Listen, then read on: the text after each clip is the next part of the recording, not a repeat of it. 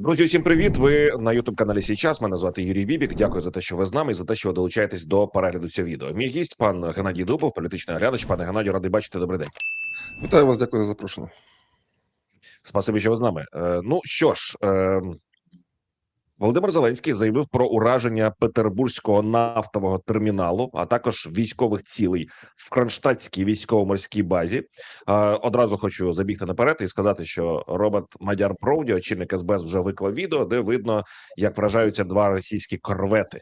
Ну і третій об'єкт – це підприємство в Тамбовському регіоні. Найцікавіше – це вже ж Ленінградська область, це Санкт-Петербург і об'єкти, які вражені там. Чому? Тому що все це відбувається якраз на тлі вже старту Петербурзького економічного форуму, дітища Володимира Путіна, який його обожнює, який там щороку його влаштовує, і там за декілька днів фактично виступ самого Путіна на ньому передбачався принаймні.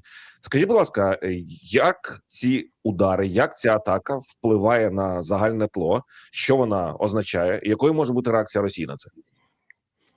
Ну, це, скажімо так, достатньо символічна ескалація, і ну, якби дві площини є: символічна ескалація і, відповідно, спроби завдати певних економічних збитків, бо там Ленінградська область і Санкт-Петербург не вперше під атакою, там достатньо недалеко Усть-Луга і відповідний термінал, з якого вивантажують, зокрема, зріджений природний газ, там також, власне, українські безпілотні літальні апарати відмічалися і неодноразово, і, власне, цей вузол, наскільки мені зрозуміло, є більш важливим з точки зору забезпечення логістики нафтогазової через Балтику, те, що йде до різних країн, в тому числі, до речі, до країн Європейського Союзу, бо ряд країн продовжує і нарощує закупівлю зрідженого природного газу від компанії «Новотек». Але в цьому випадку, якщо ми говоримо про Петербург і говоримо про те, що там дійсно проходить Петербурзький форум щорічний, якому традиційно надається велике значення, це до певної міри такий символічний ляпас. Це для, ну, за великим рахунком, для медійної складової, тобто, мабуть, за задумом наших Збройних сил, це має підвищити наш бойовий дух і, відповідно, навпаки, зменшити його у росіян, до певної міри продемонструвати, що війна відбувається не лише на території України, і що будь-який російський громадянин також має, відповідно, відчувати певне внутрішнє напруження. З того, що говорять наші офіційні особи, якби версія того, навіщо це робиться, ну, крім, відповідно, економічної складової, ми її в сторону відкладаємо поки. Робиться це задля того, щоб саме російське суспільство здійснювало тиск на російську владу, відповідно, спонукало Путіна сідати за стіл перемовин. От така загальна ідея, загальна концепція із тих промов наших офіційних осіб, які ми чуємо. Чи не призведе це до зворотнього, відповідно, результату? Питання, тому що цього також не можна виключати, бо, відповідно, вжиття заходів там мобілізаційних, які, відповідно, прогнозуються нами як те, що навпаки буде там, власне, фрагментувати російський соціум, воно може навпаки призводити до більшого єднання і більшого розуміння, наприклад, мобілізаційних заходів або підвищення воєнних ставок в плані ударів, зокрема по Києву, що ми, на жаль, спостерігали в травні місяці, і що імовірно буде продовжуватися і далі в червні. Тобто, ну, це війна. Власне, ми насправді ці цикли проходили вже неодноразово, тому певний досвід у нас є. Це, відповідно, таке умовне літнє загострення взаємних ударів, взаємних бойових дій. І до чого це буде призводити, також, в принципі, в нашому досвіді ми знаємо. Якщо є ось ці два варіанти подальшого розвитку подій, ви особисто, зважаючи на те, що відбувається зараз, до якого більше схиляєтесь? До внутрішнього супротиву, мовляв, давай припиняй війну, тому що вона вже приходить до нас в домівку, чи навпаки, егегей, вперед, гардемарини, всі пойдем в мобілізацію? Ну, складно сказати. Я знаходжусь якби в місті Києві в Україні. Я можу вивчати умовні настрої російського суспільства лише там в певних соціальних мережах, там в коментарях, в тому числі під відео за своєї участі, там де спускають ботів, не спускають, десь там живі люди щось пишуть. Але це, безумовно, нерелевантна вибірка для того, щоб робити якісь висновки. От за весь цей час, відповідно, ми можемо розуміти, що, ну, із того, що у нас було в натурі. От після Курської операції, наскільки нам відомо, по по повідомленням головного управління розвідки, там бажаючих збільшилося з точки зору укладення контракту. Крім цього, існувало єдине соціологічне дослідження, яке мені відомо. Це центр Кейс проводив. Там це іноземців, Некрасов, тобто там іноагенти, які хтось в Вашингтоні перебуває, хтось на Кіпрі, хтось в Німеччині. Тобто вони ніби проти режиму Володимира Путіна, і вони проводили соціологію таку приховану, як вони самі писали, задавали питання не в лоб, так би мовити, а щупали настрої, але це було роки півтора тому, здається, і там із людей, які в принципі розглядають в різній конфігурації свою участь у війні, їх там лік іде на мільйони, на жаль. Тобто комусь там грошей не вистачає, він би пішов би, якби трошки більше б дали. Хтось каже, що якщо буде продовжуватися, я піду. І в такому дусі вони публікували інформацію. От довіряти їй чи не довіряти, це також питання смаку, але просто фізично іншої нема. І у цьому зв'язку є принаймні два епізоди, на які можна спиратися, мислячи на користь того, що це скоріше мобілізує, ніж відповідно демотивує. І наша щира велика надія на те, що це відбудеться рівно в зворотньому напрямку. Але в будь-якому випадку для нас висновок наступний, що ескалація сьогодні вона на марші і з боку Російської Федерації передусім, і що необхідно бути всім уважними, обережними з точки зору, зокрема, повітряних атак, особливо в столиці і в інших великих промислових центрах. Від тимчасово анексованого Криму до полярного Мурманська люди зіштовхуються з дефіцитом бензину на тлі українських посилених атак на нафтопереробні нафтодобувні заводи і логістичні вузли. Не секрет, що там зараз, наприклад, на тому самому півдні з логістикою відбувається. Але в цілому, коли ми говоримо про дефіцит, напевно, який виник в зв'язку з ударом якраз по НПЗшках, по ось цих нафтоналивайках і так далі, тому подібне. Між тим, ми бачимо вже, що відбувається як на тимчасово окупованій території, коли не просто дефіцит, а відсутність бензину, так і на суверенній території Росії. Той самий Петербург, наприклад, сьогодні там по 50 літрів в роки. Москва 40 літрів. Це величезні, крупні, так, це столиці, так би мовити, Росії. Про інші регіони взагалі там мовчу. Як ви вважаєте, до чогось ця паливна криза може призвести, і як швидко взагалі росіяни зможуть вирішити це питання? Можливо, це затягнеться? Сьогоднішні удари, мабуть, призведуть до того, що криза буде довшою, ніж зазвичай, тому що у нас досвіду також достатньо багато. От відкриваємо новини за липень, серпень 26-го року, 25-го року, 24-го, і так далі. Там кожного року, відповідна ситуація повторюється. Більше того, проблема сезонного дефіциту палива, вона в них існує року з 2010-го, там в силу різних економічних причин. Безумовно, те, що логістика страждає, багато трас сьогодні під контролем Збройних сил України з точки зору можливості взаємодії безпілотними літальними апаратами, атаки по нафтопереробці на європейській частині Російської Федерації, все це посилює відповідні ефекти, і ми маємо в цьому році трошки раніше настання тих явищ, які зазвичай відбуваються десь там кінцю червня, на початку липня. Зараз початок червня, і те, що відбувалося там умовно в липні минулого року, відбувається зараз. Тобто це є свідченням того, що, умовно кажучи, глибина проблематики вона є більшою, але з іншого боку, власне, ця проблема є проблемою передусім логістичною. Давайте пригадаємо також свій досвід. 22-й рік влітку знайти паливо було достатньо складно в силу того, що під російськими ударами знаходилися відповідні нафтобази.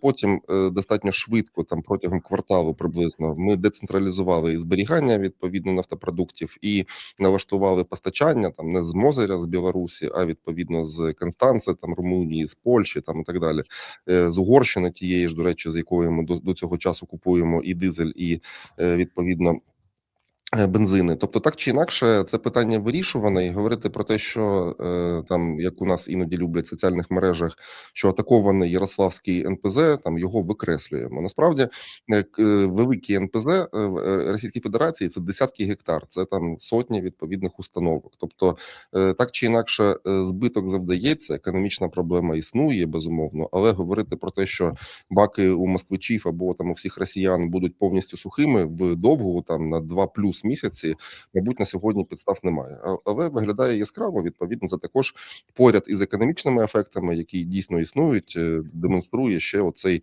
момент символізму, в який ми граємо реально набагато більш якісно і краще, ніж росіяни, з точки зору того, що з тієї території картинок оцих для такого масового глядача їх сильно більше, і безумовно це до певної міри створює напругу. Видання Bloomberg пише про те, що Мінфін і Центробанк Росії попередили Путіна про небезпечний дефіцит бюджету через видатки на війну. Сам Путін, як стверджують журналісти Bloomberg, вважає, що спочатку потрібно скорочувати видатки в інших сферах, і Bloomberg називає це в цілому найсерйознішою ознакою внутрішнього конфлікту в Москві з початку війни в Україні. Як ви вважаєте, до чого якщо вони дійсно існують? Ми цього просто не знаємо, тому що ми лише цитуємо Bloomberg. Суперечки і виникають, або радше там недорозуміння, або в будь-якому випадку проблема є. Те, що там у них є якісь різночитання щодо цього, це вже інше питання. Але між тим, до чого це може призвести, на ваш погляд? Грошей на війну будуть менше виділяти, чи будуть забирати там умовно бюджетники, шметники і проче, для того, аби продовжувати війну? Ну, такі можливості у них є. Ну, власне, є інструмент, зрештою, останній інструмент останньої надії – це девальвація. От сьогодні, щоб ми розуміли, рубль є більш міцним, ніж станом на 23 лютого 2022 року. Тобто курс, наскільки я не перевіряв сьогодні, ну, принаймні, тиждень тому, там плюс-мінус, він був міцніше. І це не означає, що економіка Російської Федерації там в чудовому стані, але просто як маркер, бо у нас люди якраз не зовсім і правомірно, але часто на це звертають увагу.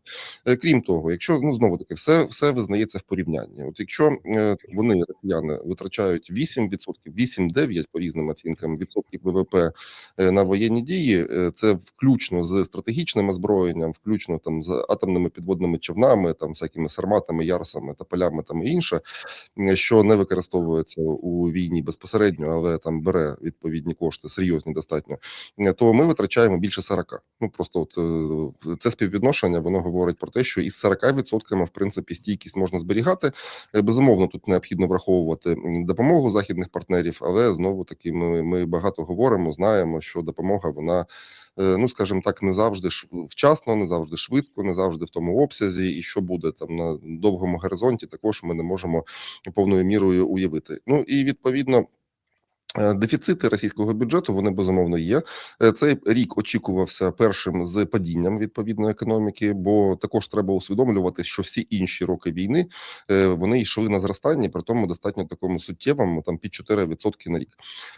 І цей рік очікувався з дефіцитом, і ну не тільки дефіцитом бюджету, а й падінням і можливою рецесією. Але з'явився власне пан Трамп і пан Нетаньяху, які влаштували історію в Перській затоці, яка поки не знаходить свого вирішення, і в цьому сенсі, враховуючи підвищення суттєве там в 2 і більше рази цін на вуглеводні, що є суттєвим експортним товаром для Російської Федерації, це чверть доходів російського бюджету. Тут сьогодні мова йде про можливо навіть невелике зростання там в межах 1%, але так чи інакше це не падіння, це не рецесія. І якщо порівнювати, наприклад, з європейськими економіками, ну дефіцит бюджету росіян в рази менше ніж у Франції, яка не воює. Тому розраховувати на те, на чому розраховували протягом років, що от післязавтра економіка завалиться, ну я, чесно кажучи, підстав не бачу, і це більше медійний наратив, такий там милиця надії, яка використовується для масової комунікації, але об'єктивно тут не зовсім воно так.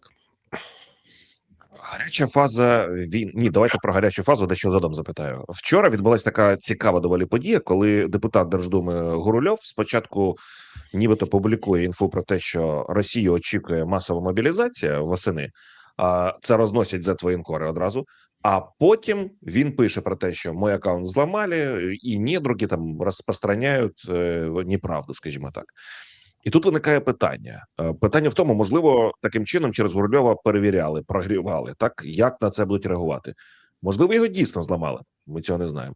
Можливо, Це що? Це була історія, коли у людини була інформація, він її публікував, дали по шапці, тому що, ну там не знаю, вибори, якщо в принципі від цього залежить настрої і результат виборів. Вибори, зачем ти це робиш? Ну і так далі, тому подібне. Просто цікаво, чи буде мобілізація, чи показав мені цей момент з Гурульовим, на ваш погляд, і як, якщо мобілізація дійсно в Росії буде, ну. Як відреагує і населення, і чи достатньо в принципі потенціалу для того, аби одразу забезпечити усім необхідним, ще й командувати цих людей?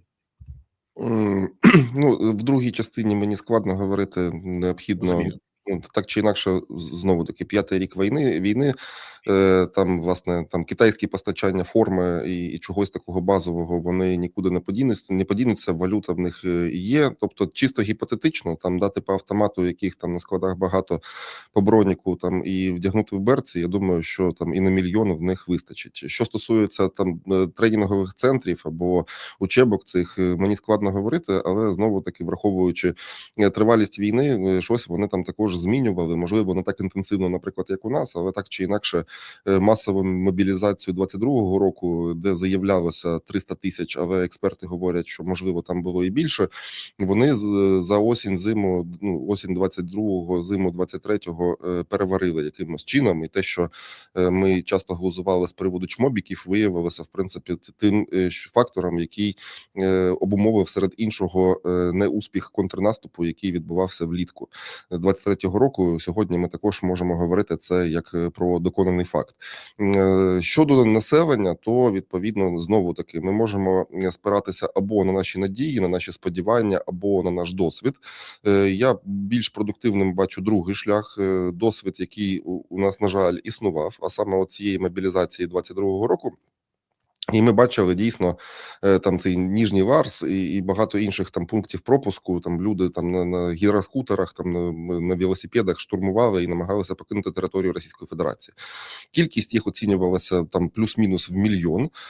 І відповідно, враховуючи, що населення Російської Федерації під 150 мільйонів, і плюс є можливість там брати найманців із різноманітних власне країн, то мова йде про там 0,7% від населення. Ну, якби не вражаючий показник, при тому, що 22-й рік з точки зору суспільної психології був іншим. Він, мабуть, був більш сприятливим для відповідних суспільних настроїв в силу того, що тим, що Путін відповідно розв'язав повномасштабну війну, були шоковані не лише і громадяни України, а в певній частині громадяни Російської Федерації, тому що нічого не говорили про те, що це в принципі можливо. Сьогодні відповідно понісши втрати, які кратно або там на порядки вже перевищують те, що було в Афганістані, те, що було в чеченських війнах, так чи інакше, от подібного роду больовий поріг, він став звичним. Це просто по суті фонова інформація. Всі знають, що гинуть відповідно громадяни Російської Федерації, але ми не бачимо жодних там мітингів, маніфестацій, навіть спроб їх робити. Безумовно, якщо вони відбувалися б, там ще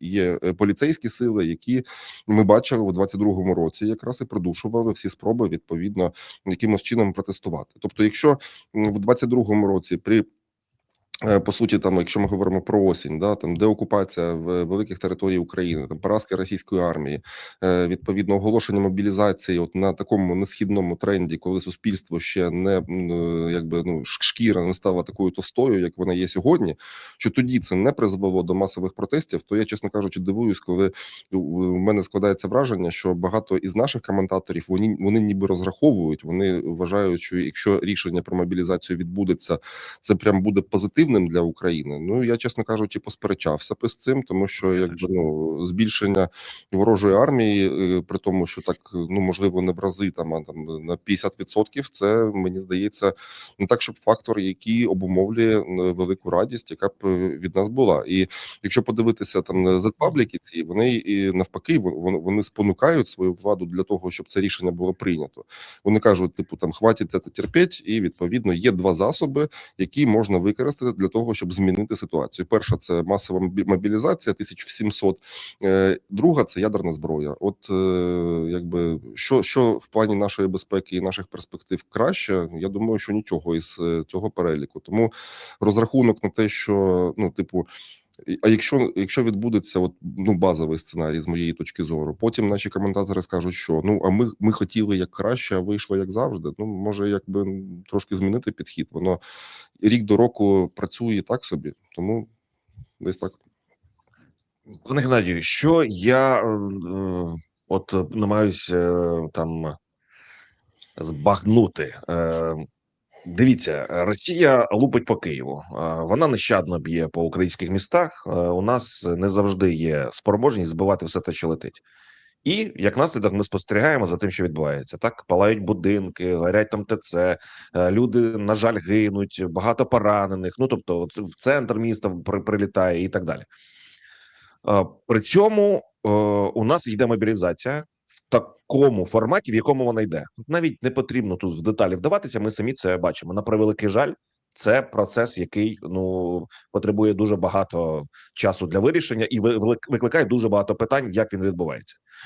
При цьому у нас є я не знаю, можливо, це наратив такий, але є певні очікування від того, що якщо раптом ми будемо там лупити по Москві, одразу хочу сказати, що я тільки за, щоб ми били по Москві, але очікування які? Ми вдаримо по Москві, Москва – це центр, Москва – це уособлення всього, що є в Росії. Все одразу розсипеться, війна припиниться. Почнеться мобілізація в Росії, хтось втіче, але когось будуть пакувати. Між тим може там відбутися бунт, війна припиниться. Ми очікуємо, що Путін там вмре, тому що він собі там пересадку органів готує і гроші виділяє. Війна припиниться. Якщо б'ють по Києву, війна не припиняється. Якщо така мобілізація, яка в нашій реальності в Україні відбувається, війна не припиняється. Якщо тиск зі Сполучених Штатів і війна не припиняється, де гарантія, що війна припиниться, якщо ми в повній мірі будемо робити те, що ми анонсуємо щодо конкретно Російської Федерації? Тобто питання в тому, де ця гарантія? Чи можливо там дійсно все по-іншому влаштовано, і таким чином війна може припинитися? Я знаю, де гарантія. Гарантія в серці. Тому що ми дуже любимо все добре і не любимо все погане. І не любимо все погане в плані навіть прогнозів, там несприятливих настільки, що просто виключаємо їх із дискурсу нашого. Тому що це правда.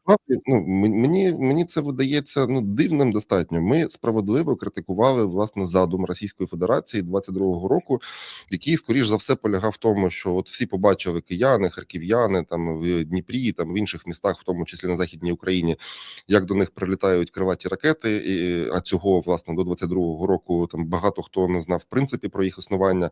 Що всі побачать вибухи, воно буде якби справляти серйозний психологічний тиск. Так воно і було. Ми пам'ятаємо, як всі себе відчували, і що це деморалізує відповідно українців, деморалізує армію. І як Путін в своїй промові 24 лютого говорив: там беріть владу в свої руки, і ми з вами домовимося. От розрахунок був вже насправді про це, що колоннами маршовими там навіть кажуть, що з заготовленою парадною формою, там Київ за 3 дня, це наратив насправді Newsweek американського, але так чи інакше мова йшла про бліцкриг, про те, щоб налякати, про те, щоб відповідно влегко просто зайняти силами, які були насправді сили вторгнення, вони були співставними з силами Збройних сил України, які кадрові лише були без відповідної мобілізації. І от на цей психологічний ефект був розрахунок, судячи з того, що ми читаємо сьогодні, в тому числі в російських джерелах. Що вийшло по підсумку? Якби не вийшло. При тому, що колоннами в 300 тисяч людей ми на територію Російської Федерації, якби в нас перспектив зайти особливо нема. А відбомбитися по Москві, яка є сьогодні найбільш захищеним регіоном в світі, в принципі, це навіть наші військові говорять, бо вони там не просять Петріот у Сполучених Штатів і у Lockheed Martin. В них є свої зразки, відповідно, вони є виробниками, і Алмаз Антей виробляє там 24/7. Да, у них там є дефіцити сьогодні в силу тиску там дронового, але по дронам не луплять із С-400, там С-350, С-300, в них ще там вагон цілий насправді. І у цьому зв'язку, скільки ми зможемо балістичних ракет виготовити? По-перше, треба задати питання, чи зможемо ми їх виготовити в принципі, тому що воно не тривіальне, бо в європейських країнах у всіх, без винятку, європейська балістична ракета аж одна. Це міжконтинентальна стратегічна ракета, у французів їх там пару десятків, які на підводних човнах є носіями ядерної зброї. У будь-якої іншої країни, у Німеччини, у відповідно скандинавських, у всіх, включно з Великої Британії, балістичної ракети тупо немає. І Враховуючи те, що вони достатньо держави технологічні, вони і виробити не змогли за всі ці роки. Хоча ну там справедливо, що вони не займалися відповідно своїм військово-промисловим комплексом як належно, але так чи інакше, це факт. Ракет цих немає. Давайте скажемо таким чином. Ну чи є реалістичним прогноз, що ми відповідно цю ракету зможемо побудувати і побудувати не через 5 років, а через півроку, наприклад. Ну знову таки це питання, до якого ми ставимося серцем, то якби ну раціональних аргументів, що вийде, ну не особливо багато, прямо скажемо, давайте. А відповідно і раціональних бажань багато. Ну і відповідно сьогодні ми знаходимося в дивній ситуації, коли ми в стратегічні наші плани і розрахунки включаємо те, чого немає, те, що існує в наших мріях і бажаннях. Ну мені підхід такий також, ну якби не видається обґрунтованим. Восени цього року гаряча фаза війни дійсно може припинитися, на ваш погляд? Та вона може припинитися і післязавтра. Ну але питання в імовірності. Да, якщо там про післязавтра імовірність вона така прагне до нуля, хоч не можна говорити, що вона нульова, то через відповідно там 3 місяці я би оцінив відсотків 15. А базовий сценарій це, на жаль, продовження війни. А у нас ще буде зима, там будуть інші питання, інші засоби тиску з боку противника. Ну і так далі. Тому сьогодні, от якоїсь ну принаймні, от в поточних умовах якоїсь блискавичної перспективи, на мою думку, не існує. Вибори в Сполучених Штатах можуть на це вплинути, тому що чомусь я чесно вам скажу, не розумію, чому, але ну от принаймні колеги-журналісти пишуть про це, і не тільки вітчизняні, але і закордонні, іноземні, що от, мовляв, може бути певна домовленість, що на період проведення виборів, оскільки у Трампа рейтинг не такий високий, як хотілося б, і є ризик програшу республіканців і МАГА, зокрема на цих виборах, через в тому числі війну на Близькому Сході, потрібно якось його підвищити. Це може відбутися саме завдяки там певній заморозці або зниженню максимального ескалації конфлікту і війни в Україні. І мовляв, може бути певна домовленість між Трампом і Путіним і Зеленським, звичайно, в тому числі, коли удари припиняються, коли там фаза стихає по максимуму для того на період виборів, бодай. Ну а Москва там можливо не знаю, отримає певне зняття санкцій. Про це, до речі, це ж моя вигадка. Про цей президент не так давно говорив. То як вважаєте, такий сценарій наскільки реалістичний? Ну мало ймовірно. Чому? Тому що, по-перше, сьогодні, по суті, виборча кампанія в Палату представників і в Сенат стартувала. Те, що я бачу по повідомленням не нашої преси, а американської преси, яка спрямована на внутрішню аудиторію, я питання України і нашої війни там не спостерігаю від слова зовсім. Тобто, якщо відповідно ми говоримо, що це може вплинути, вибори як фактор змусять Трампа змінити свою політику, то я б хотів би почути відповідь типу: а чому? Ну бо там порядок денний він відрізняється від того, про що говоримо ми. Саме по собі проведення виборів, чи може воно змінити політику Трампа? Не може, тому що зовнішня політика це прерогатива виконавчої влади. Виконавча влада це президент. Вибори президента в 29-му році. Тому зараз ми дивимося відповідно на календарик. В нас 26-й, і ми розуміємо, що чи в 28-й, ну 29-й інаугурація, 28-й відповідно вибори.